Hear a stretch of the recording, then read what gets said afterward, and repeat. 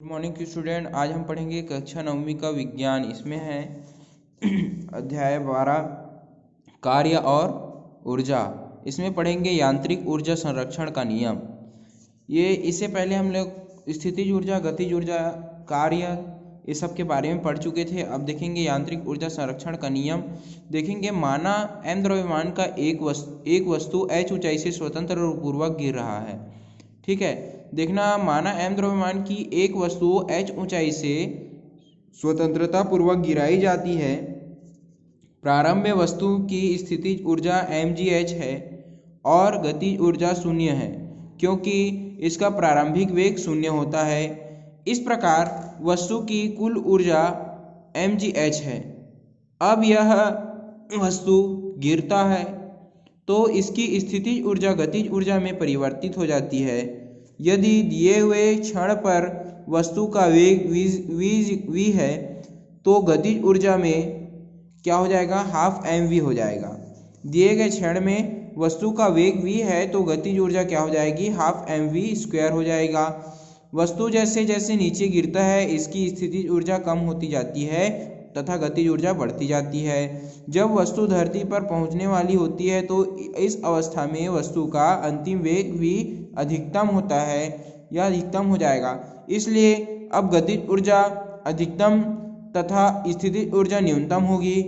हम जानते हैं कि सभी बिंदुओं पर वस्तु की स्थितिज ऊर्जा तथा गतिज ऊर्जा का योग समान रहता है। स्थितिज ऊर्जा धन गतिज ऊर्जा बराबर नियत।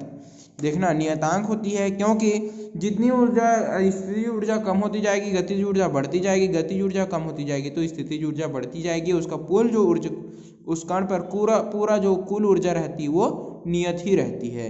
जैसे कि अब इसमें देख लेते हैं, गिरती हुई वस्तु को दिखाया गया है। इसमें ये P1 mgh, मतलब देखना P1 बराबर mgh एंड के बराबर 0, मतलब देखना स्थितिज ऊर्जा क्या है, इसका पोटेंशियल एनर्जी क्या है, इसका mgh है और काइनेटिक एनर्जी क्या है, 0 है। लेकिन ऐसे नीचे आते आते ये स्थितिज ऊर्जा इसकी शून्य हो जाएगी और गतिज ऊर्जा क्या हो जाएगी, हाफ mv स्क्वायर हो जाएगी।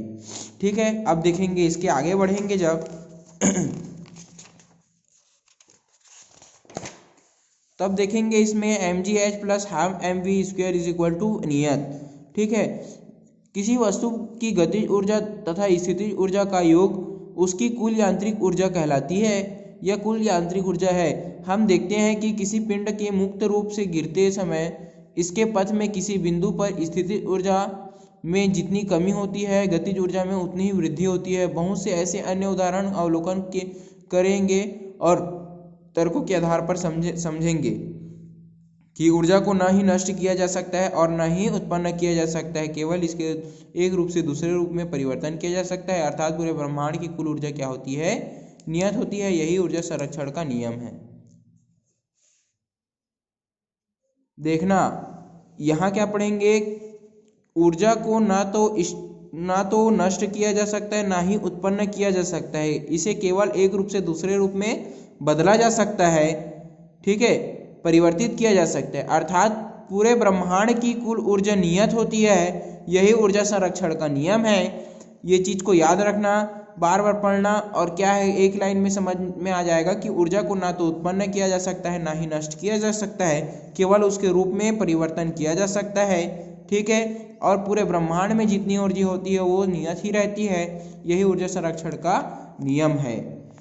अब देखेंगे, विचार विमर्श करें। यदि प्रकृति में ऊर्जा रूपांतरण संभव नहीं होता तो क्या एक मत के अनुसार ऊर्जा रूपांतरण के बिना जीवन संभव नहीं हो पाता? क्या देखना बिल्कुल सही है कि अगर ऊर्जा एक जगह से दूसरे जगह रूपांतरित नहीं होता तो यहाँ पर जीवन संभव नहीं था। समूह में करेंगे, क्या चीज है, m द्रव्यमान का एक व्यक्ति 10 मीटर की ऊंचाई से पानी में कूद रहा है। यांत्रिक ऊर्जा संरक्षण नियम का उपयोग कर व्यक्ति के वेग ज्ञात करें जब वह पानी की सतह पर 5 मीटर की ऊंचाई पर हो। 10 मीटर की ऊंचाई से गिर रहा है और वह 5 मीटर की ऊंचाई पर रहेगा तो उसका वेग कितना रहेगा, ये ज्ञात करना है। ऐसा टाइप के प्रश्न आएंगे तो देखेंगे आगे नीचे पीछे में जब न्यूमेरिकल करेंगे तो इसको बनाएंगे। इसके बाद आती है शक्ति। शक्ति पावर। रमेश एवं राखी के घर पर पानी टंकी समान आकृति और ऊंचाई की है। दोनों अपने टंकी में पानी चढ़ाने के लिए विद्युत मोटर का प्रयोग करते हैं। राखी के घर की पानी टंकी रमेश की पानी टंकी से जल्दी भर जाती है। इसके पीछे क्या कारण है? कभी कभी हम देखते हैं कि हमारे घर ग्राइंडर चक्की में 1 किलोग्राम दाल पीसने में पड़ोसी में ग्राइंडर से ज़्यादा समय लग जाता है। क्यों लग जाता है, ऐसा क्यों है? क्या इसमें कुल किया गया कार्य अलग अलग है या मोटर एवं ग्राइंडर की कार्य की करने की क्षमता अलग अलग है? समान कार्य को करने के लिए अलग अलग मशीनों को लगाने वाले समय में अंतर हो सकते हैं, अर्थात इनके कार्य करने की दर अलग अलग है। कार्य करने के लिए जो दर होती है वो शक्ति कहलाती है।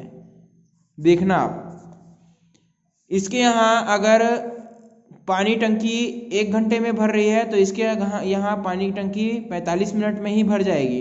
तो जो वह पानी टंकी में पानी भरने के लिए जो मशीन का उपयोग कर रहा है उसकी कार्य शक्ति 1 घंटे की है, उतने कार्य करने के लिए उसको 1 घंटे लग रहे हैं, और इसके यहाँ उतने कार्य करने के लिए 45 मिनट लग रहे हैं, तो इसकी कार्य शक्ति ज़्यादा है। ठीक है, यही शक्ति कहलाती है। कार्य करने की दर को शक्ति कहते हैं। कार्य करने की दर को शक्ति कहते हैं। हम मोटर बाइक, मोटर कार, विद्युत पंप, विद्युत बल्ब, ट्यूब लाइट और आरा मशीन, चारा काटने की मशीन, ट्रैक्टर जैसे मशीनों की शक्ति के बारे में बात करते हैं। इनकी शक्ति यह दर्शाती है कि ये कितनी तेजी से ऊर्जा में परिवर्तन अर्थात कार्य करता है। ठीक है, कार्य करने की दर या ऊर्जा रूपांतरण की दर को शक्ति कहते हैं। इसे गणितीय रूप में ऐसे लिखेंगे कि यदि कोई व्यक्ति t समय में w कार्य करता है तो शक्ति बराबर कार्य करने की दर समय में कार्य बटे समय, पावर बराबर W/T। तो देखना, शक्ति की इकाई मात्रक वाट है। यदि कोई व्यक्ति 1 सेकंड में 1 जूल कार्य करता है, 1 सेकंड में 1 जूल कार्य करता है, तो ऊर्जा उपयोग करता है, वह ऊर्जा उपयोग करने की दर यह है, क्या है, वह 1 जूल प्रति सेकंड होगी, या तथा शक्ति क्या होगी इसकी, 1 वाट होगी। मतलब 1 वाट बराबर 1 जूल प्रति सेकंड। ठीक है, इसके आगे हम देखेंगे, या 1 वाट बराबर 1 जूल प्रति सेकंड ज़्यादा शक्ति हो तो उसमें किलोवाट के ज़्यादा शक्ति हो तो उसे क्या करते हैं, किलोवाट से नापते हैं। 1 किलोवाट बराबर 1000 वाट, 1 किलोवाट बराबर 1000 वाट या 1000 जूल प्रति सेकंड। यदि हमें पता करना हो कि किसी मशीन की कितनी ऊर्जा खर्च हुई तो हमें देखना होगा कि उसकी शक्ति कितनी होगी और वह कितने समय तक कार्य कर रही है। उपयोग की गई ऊर्जा P power is equal to W/T।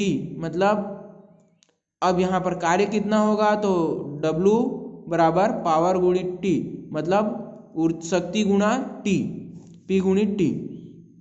अब देखेंगे P is equal to 1 kilowatt तथा T is equal to 1 hour. ठीक है, तो देखेंगे उपयोग में ली गई वस्तु 1 किलोवाट हावर होगी। देखना, अर्थात 1 किलोवाट हावर 1 किलोवाट घंटा ऊर्जा की वह मात्रा है जो 1 किलोवाट के किसी स्रोत को 1 घंटे तक उपयोग करने में व्यय होगी। घरों में, उद्योगों में, व्यावसायिक संस्थानों में व्यय होने वाली ऊर्जा को प्रायः किलोवाट घंटा में व्यक्त करते हैं। उदाहरण के लिए 1 महीने में उपयोग की गई वस्तु ऊर्जा को यूनिट के रूप में व्यक्त करते हैं। यहाँ 1 यूनिट अर्थात 1 यूनिट का अर्थ क्या होता है, 1 किलोवाट हावर।